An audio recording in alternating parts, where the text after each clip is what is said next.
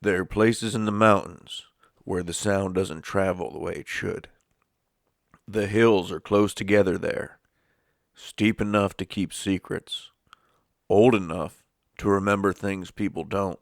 Locals will tell you the woods listen, not in the way a person listens, but the way something waits.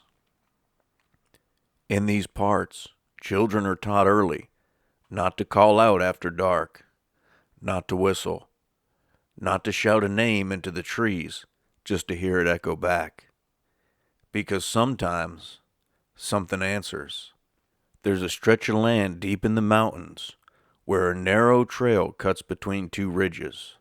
No houses, no power lines, just trees that lean in close as if they're trying to hear better. A man walking that trail one evening said he heard his name spoken from the timber.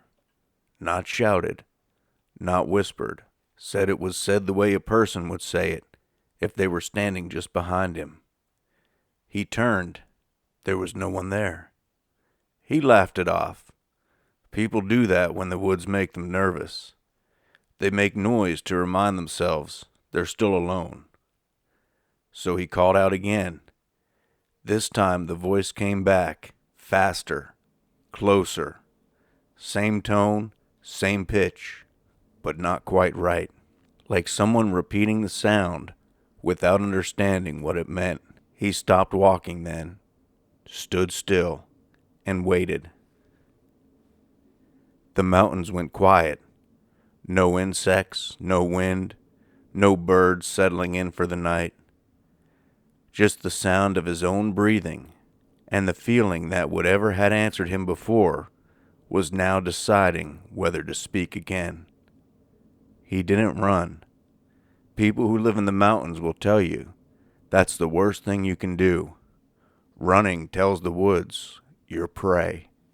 Instead, he turned around slowly and walked back the way he came. He never heard the voice again, but he said the whole way down the trail he felt something moving just out of sight, matching his pace, careful not to be seen. They say if the mountains call your name and you answer back, you won't always like what listens. You've been listening to Quiet Things of the Mountains, brought to you by Rusty Steak Media.